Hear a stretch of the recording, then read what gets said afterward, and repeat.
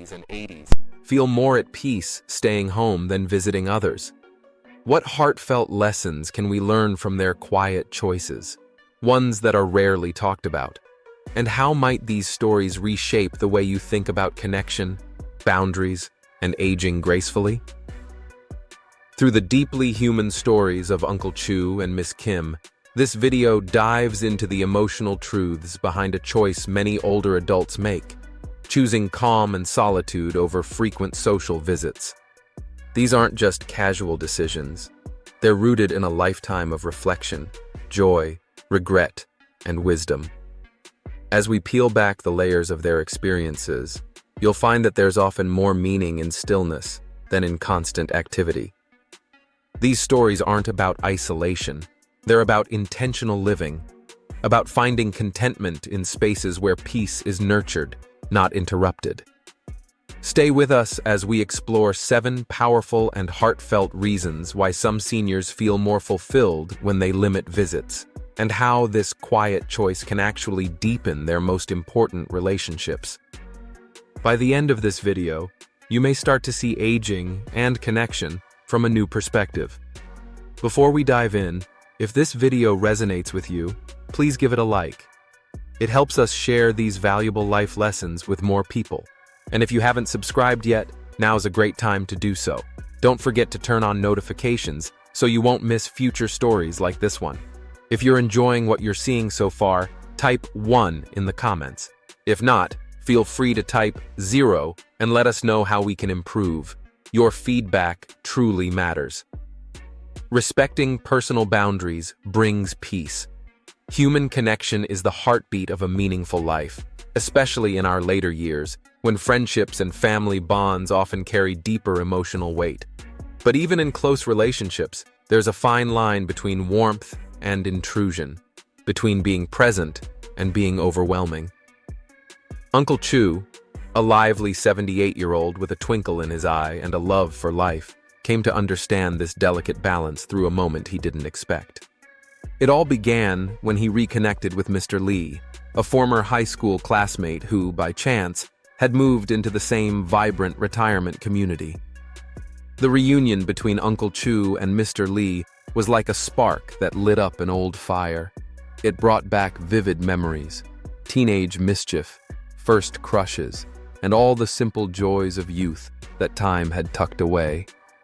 The two old friends laughed heartily, their bond instantly rekindled as if no decades had passed.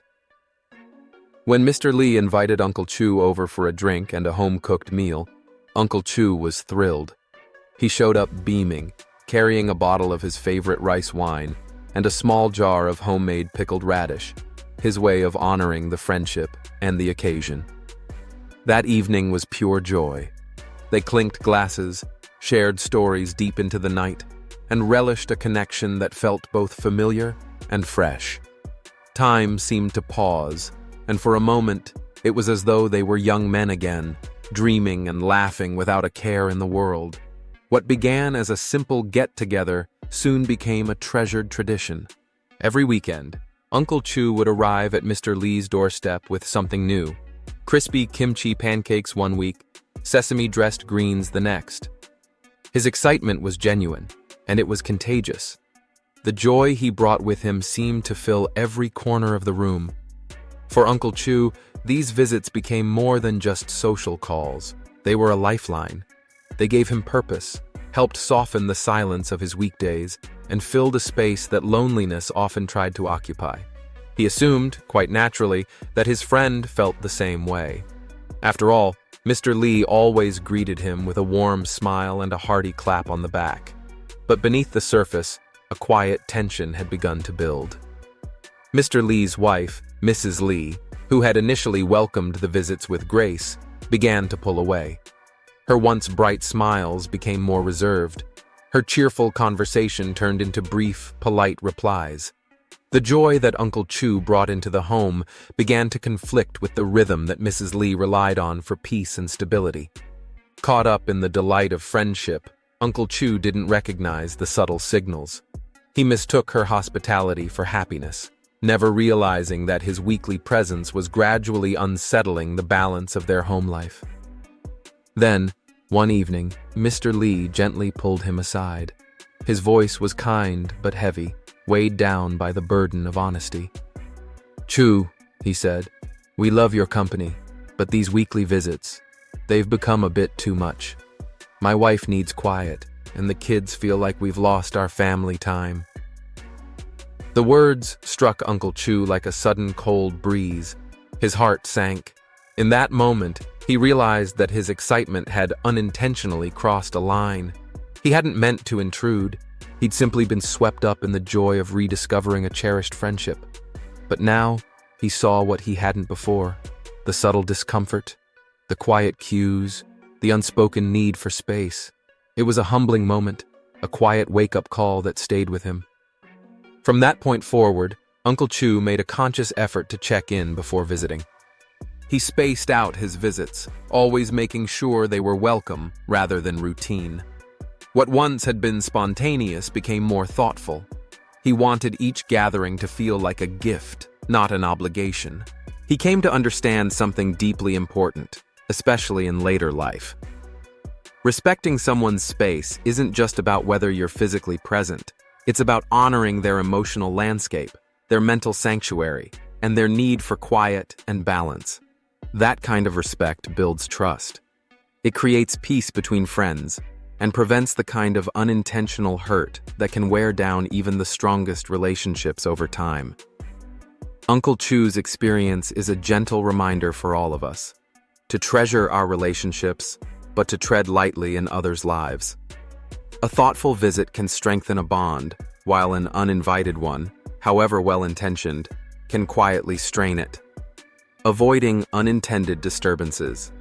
Every home has its own rhythm. It's like a quiet symphony shaped by daily habits, personal routines, and the silent agreements that keep things flowing. For many seniors in their 70s and 80s, these rhythms aren't just habits, they're lifelines. A predictable routine of rest, reflection, and small joys can mean the difference between calm and exhaustion. Dropping by unannounced, even with the best intentions, can be like tossing a pebble into still water. The ripples may seem small, but they spread wide, disrupting the carefully maintained balance that helps older adults feel secure and in control. Uncle Chu's story is a clear example of how even acts of love can have unintended consequences. Those weekend visits brought him so much happiness, a bright spot in his week, a way to escape the quiet of his apartment and bask in the warmth of a trusted friend. But what he saw as joyful connection wasn't always as effortless for the Lees. Mrs. Lee, who quietly battled chronic fatigue, relied on her weekends to recover.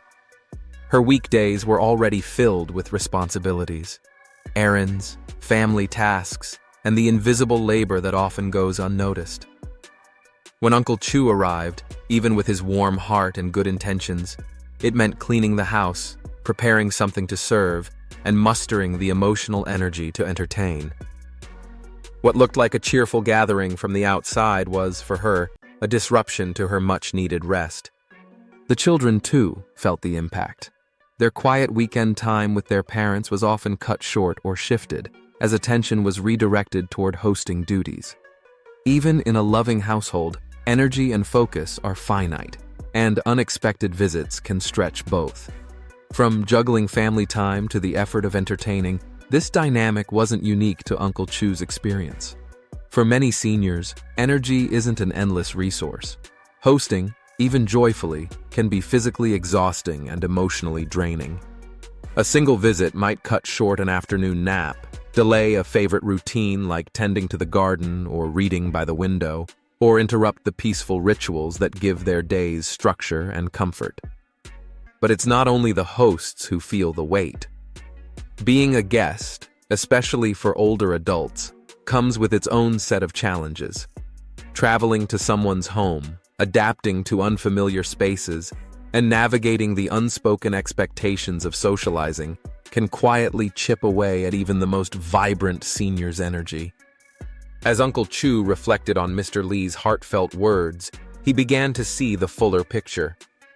His visits, while rooted in love and nostalgia, had created unintended ripples. The quiet he sought to escape had become the quiet he was unintentionally disturbing, in his own life and in his friend's home. He realized that by choosing to limit visits, he wasn't pulling away from connection. He was preserving it. He was protecting the sacredness of his routines and respecting those of others. A visit planned with intention and mutual agreement became something more, a shared gift, not an expected task. So Uncle Chu began doing things differently. He started calling ahead, not just to confirm availability, but to ensure his presence was genuinely welcomed. He also opened his own doors, occasionally inviting the Lees over for tea and conversation. This small shift balanced the relationship, giving both sides the freedom to say yes or no with kindness. That adjustment changed everything. Their time together felt lighter, more meaningful. No one felt obligated. Instead, each moment became a choice, a shared joy rather than a social obligation. There were no expectations, just connection. The lesson is beautifully simple but deeply important. When seniors respect the rhythms of others' lives and their own, every visit can feel like a celebration instead of a disruption. And in doing so, they help foster not just connection, but harmony for everyone involved. If you're still here watching and finding these reflections helpful, I'd love to know. Please comment the number 1 below. It tells me you're still with me, taking in each story and insight with care. Thank you for spending this time together. 3 words can wound without warning. Words have a quiet power. They can lift us up, draw us closer, or, without warning, cut deeper than intended. This truth hit home for Miss Kim, a lively and charismatic 75-year-old known in her neighborhood for her quick wit and captivating stories. Miss Kim was the heart of her weekly community gatherings. With a cup of tea in one hand and a laugh always on the way, she was the one who made everyone feel seen and welcome. Neighbors adored her warmth and her natural ability to keep a conversation buzzing with joy. But during one seemingly harmless exchange, everything changed. It was a rainy afternoon, the kind that invites people to gather indoors for warm drinks and easy conversation. Miss Kim, always the lively presence in any room, was enjoying a cozy gathering at a neighbor's home. The mood was light, and the talk meandered from family news to recipes and old stories. Caught up in the laughter and comfort of the moment, Miss Kim made a casual, lighthearted remark about her daughter-in-law's habit of over-seasoning her kimchi. To her, it was a harmless quip, something she thought would get a few chuckles and then fade away. But as often happens in tight-knit communities, words have wings. By the next day, the comment had made its way back to her daughter-in-law, Sujin. But it didn't arrive with the same warmth or tone in which it was said. It had been reshaped, stripped of context, and relayed more like a criticism than a passing joke. To Sujin, it felt pointed, hurtful, a judgment rather than affection. The emotional impact was swift.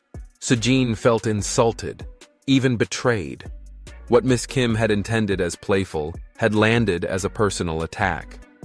The ripple reached the rest of the family.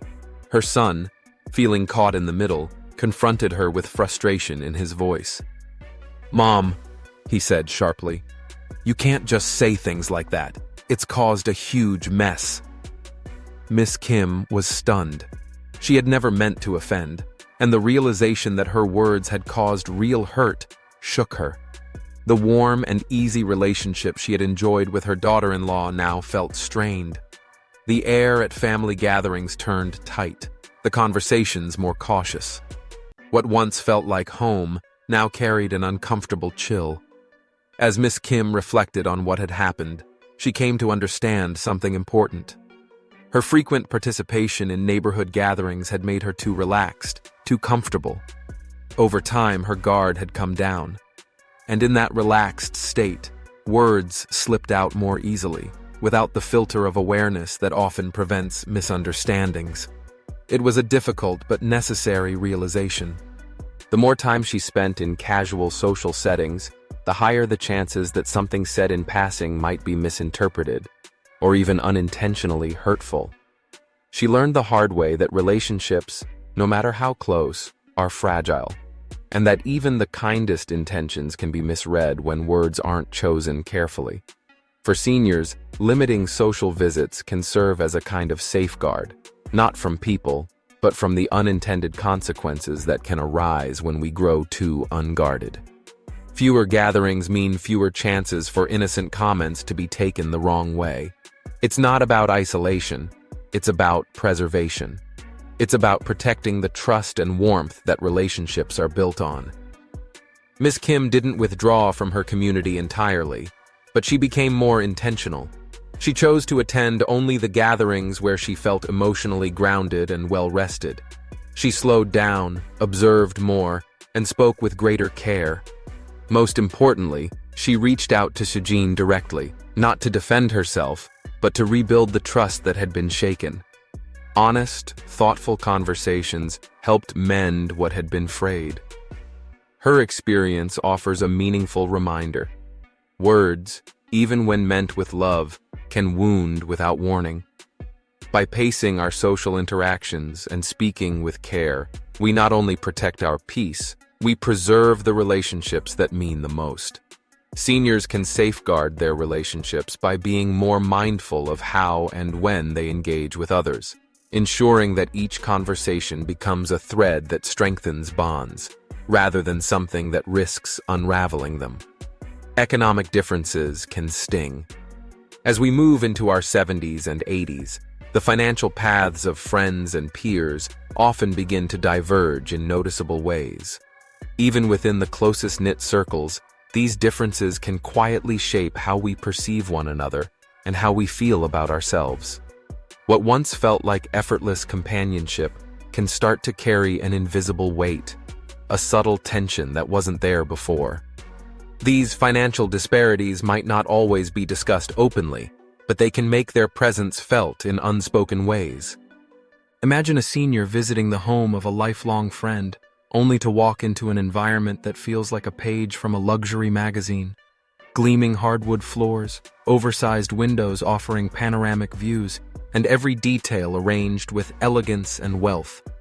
The visitor, whose own living space is modest or whose fixed income barely covers basic needs, may suddenly feel out of place. A sense of self-consciousness or quiet envy might creep in, making it difficult to stay focused on the warmth of the friendship itself. It's not that anyone intended to show off, but surroundings speak, and sometimes they say more than words ever could. In this case, they might unintentionally remind someone of what they lack rather than what they share. On the other hand, being the host can carry just as much emotional complexity. A senior with a simpler apartment, faded furniture, an older kitchen, or a small space that has served them for decades might worry. Their home won't measure up. Even if the guest is a longtime friend, there may be an urge to impress or conceal. They might feel pressure to cook an elaborate meal they can't afford, or to hide certain signs of financial struggle just to avoid perceived judgment. These quiet moments of comparison, whether you're on the giving or receiving end, have the power to shift the tone of a gathering. Affection becomes overshadowed by insecurity. Connection gives way to quiet competition. And the joy that should be at the center of the visit gets pushed to the margins. So how can seniors protect their peace and their relationships from these emotional pitfalls? One way is by being thoughtful about the context of visits. That doesn't mean avoiding friends with different financial circumstances, but rather being aware of how these dynamics might impact the emotional tone of a visit. Awareness in itself is a form of respect. Meeting on neutral ground, like a cozy cafe, a community center, or a nearby park, can make all the difference. These settings remove the subtle backdrop of economic contrast, creating an even playing field where connection can flourish. When two friends share a simple slice of pie at a quiet diner, or stroll side by side through a botanical garden, the focus naturally returns to what matters most: the conversation, the laughter, the memories, not the surroundings, not the furniture, and certainly not the bank accounts. For some seniors, Even this level of social interaction may feel overwhelming or unnecessary. In those cases, embracing solitude becomes a powerful way to preserve emotional peace. By minimizing opportunities for comparison or unspoken social pressure, seniors can protect their mental well-being and focus on nurturing the relationships that truly matter, ones built on shared values, emotional support, and mutual respect. Choosing this path doesn't mean withdrawing from the world. It means curating it with care. It means saying yes to moments that feel safe and fulfilling, and no to situations that trigger discomfort or self-doubt. In doing so, seniors not only foster healthier, more authentic relationships, they also reinforce something equally important: self-acceptance. When we no longer measure our joy against someone else's lifestyle, we allow ourselves to fully inhabit our own lives. We begin to appreciate what we have, who we are, and the unique stories we carry, without the shadow of comparison looming over us. If you're still watching and finding these lessons helpful, I'd love to know. Please comment the number 2 below. It lets me know you're still here, listening, learning, and reflecting alongside me. Thank you for your valuable time. Solitude as a wellspring of emotional resilience. Contrary to the assumptions many people make, solitude in one's 70s and 80s isn't the same as loneliness. In fact, it can be one of the most powerful sources of strength, peace, and emotional renewal. Instead of being feared or avoided, solitude can offer a deep well of comfort, especially when it's chosen intentionally. Take Miss Kim, for example, an 82-year-old retiree who has embraced the quiet rhythms of her life with grace. Each night, she finds joy in a simple routine, curling up under a soft blanket with a warm mug of chamomile tea and watching classic Korean dramas. These familiar stories stir memories from long ago and bring a sense of calm she treasures. It's not isolation, it's sanctuary. For Miss Kim, these quiet evenings aren't signs of disconnection. They're a personal ritual, a form of self-care. In this private space, she doesn't need to entertain or explain. She doesn't have to match anyone else's pace. She's free to be exactly as she is. As we grow older, the pace of life often shifts. The once busy schedules, the endless invitations, the social buzz, all begin to lose their appeal.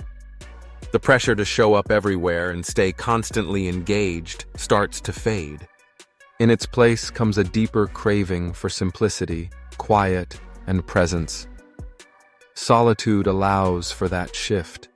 It offers time to reflect, to rest, and to reconnect with oneself, with one's past, and with the small joys that often go unnoticed in a fast-paced world. Seniors who embrace solitude are not turning their backs on the world. They're simply choosing to honor their personal rhythm. Whether it's nurturing a small herb garden on a sunny balcony, getting lost in the sweeping pages of a historical novel, or quietly savoring a warm cup of perfectly steeped tea while the first light of dawn filters through the window, these solitary moments are anything but empty. On the contrary, they are rich with intention and deeply nourishing to the soul. Such quiet rituals provide more than just comfort. They grant a profound sense of agency and control over one's time, space, and energy. In a world that often feels loud or overwhelming, these small choices become acts of self-care and affirmation. And beyond that, solitude fosters something even more valuable: emotional resilience. This resilience becomes vital as we navigate the inevitable challenges that arise in our later years. The loss of a spouse, the passing of dear friends, or the slow shift in physical independence can feel overwhelming. But for those who have cultivated a strong inner world, solitude becomes a safe harbor in the storm. It allows for healing, reflection, and renewal. Consider the example of a widower who, after his partner's passing, begins taking quiet walks at dawn. Each morning, as he listens to the birds and reflects on their life together, he finds a gentle sense of peace. These walks help him process grief, not by forgetting, but by carrying the memories with grace. For him, Solitude is not loneliness. It's remembrance and grounding. Solitude also opens the door to personal growth. It allows seniors to revisit long-lost passions, set meaningful goals, and process the emotional layers of a life richly lived. This time alone doesn't isolate. It enriches. It helps one reconnect with what truly matters. And here's something beautiful. When solitude is embraced, it actually enhances social connection. Seniors who feel whole within themselves often bring a deeper presence and clarity to their relationships. They engage not out of obligation or fear of being alone, but from a place of confidence and authenticity. Their conversations are more grounded, their presence more intentional. By viewing solitude not as a threat, but as a companion, one that brings peace, clarity, and quiet strength, seniors can reclaim their emotional freedom. It's not about stepping away from others, but about showing up more fully, with a calm heart and a steady spirit. They build a reservoir of inner strength, quiet, steady, and resilient, that carries them through life's many transitions. This emotional grounding allows them to approach both joys and hardships with a sense of grace and unwavering confidence. If you're still here, still watching and reflecting with me, please take a moment to comment number 3 below. It lets me know you're walking through these lessons alongside me, and I truly appreciate your presence and valuable time. 6. Physical and mental energy are precious. As the years go by, both physical strength and mental clarity become invaluable resources. Unlike in younger decades, where energy seemed limitless, seniors must now use it with intention and care. Every activity, no matter how small, comes at a cost, and that includes hosting guests or paying social visits. For many seniors, preparing the home for a visitor isn't just about tidying up. It often involves deep cleaning, cooking, arranging the space, and maybe even rearranging their own routines. For those living with chronic pain, reduced mobility, or age-related conditions, such tasks can be physically demanding, even overwhelming. The same goes for visiting others. Stepping into a different environment, adapting to someone else's space, their schedule, their pace, requires both mental and emotional flexibility. And then there's the social energy required, smiling, chatting, listening, being fully present. What once felt effortless can now leave someone feeling utterly drained. Take Uncle Chu, for example. In his late 70s, he cherished his weekly visits to his longtime friend's house. At first, these gatherings were highlights of his week, full of shared laughter, familiar stories, and warm companionship. But gradually, he noticed something shifting. The drive there, the lively chatter with his friend's family, the bustling household rhythm, it all began to wear him out. After each visit, he needed extra days just to recover. Even more telling, he began noticing subtle signs from his friend's family. Polite but tired smiles, quiet sighs, distracted glances. They were doing their best to host him graciously, but the strain was visible. It was a mutual fatigue, and it opened his eyes. What Uncle Chu came to realize is something many seniors face but hesitate to acknowledge. Frequent socializing, while filled with good intentions, can take a quiet toll. Conserving energy, both physical and emotional, isn't a sign of weakness. It's an act of self-respect. It's about recognizing your limits, honoring them, and choosing settings that replenish rather than deplete. Because when energy is limited, wouldn't you want to spend it on something truly meaningful? Something that leaves you feeling full instead of fatigued? Meeting his friend at a quiet cafe or strolling through a peaceful park created a much more relaxed and manageable way to stay connected, one that didn't leave him physically or emotionally drained. These neutral locations offered a calm, pressure-free environment where conversation flowed naturally and without expectation. He could be present, engaged, and energized rather than overwhelmed by the demands of hosting or being hosted. For seniors, conserving energy isn't just a suggestion, it's a necessity. One powerful strategy is setting gentle but clear boundaries around social commitments.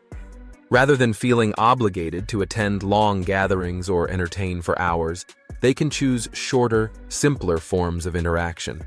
A brief coffee with a neighbor, a 15-minute video call with grandchildren, or a peaceful morning walk can offer all the joy of connection without the taxing aftermath. These adjustments help maintain a sense of independence and prioritize emotional and physical well-being.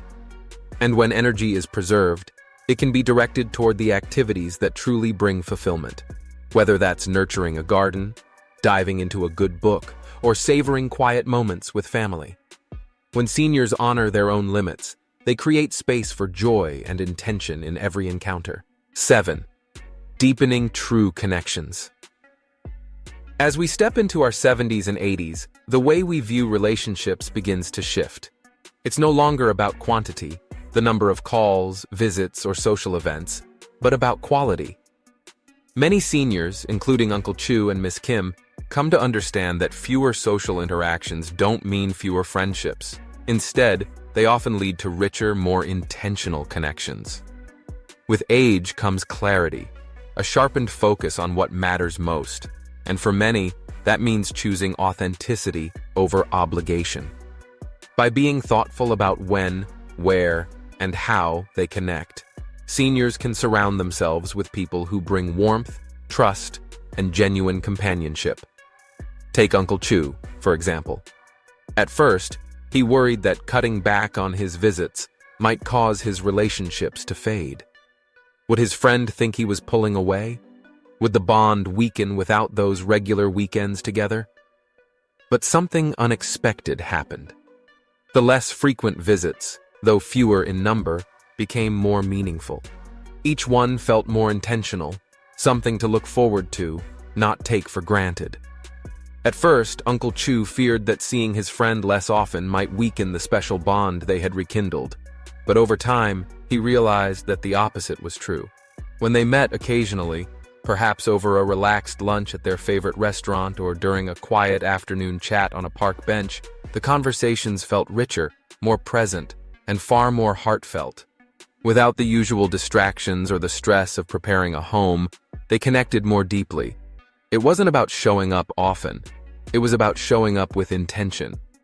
Miss Kim, once known for her vibrant presence at every social function, also began reevaluating her calendar.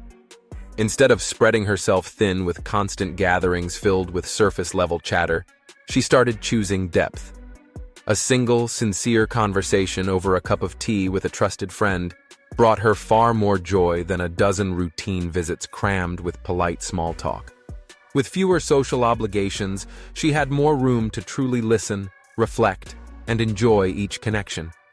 This shift toward intentional connection also helped them avoid the emotional pitfalls that sometimes accompany frequent socializing.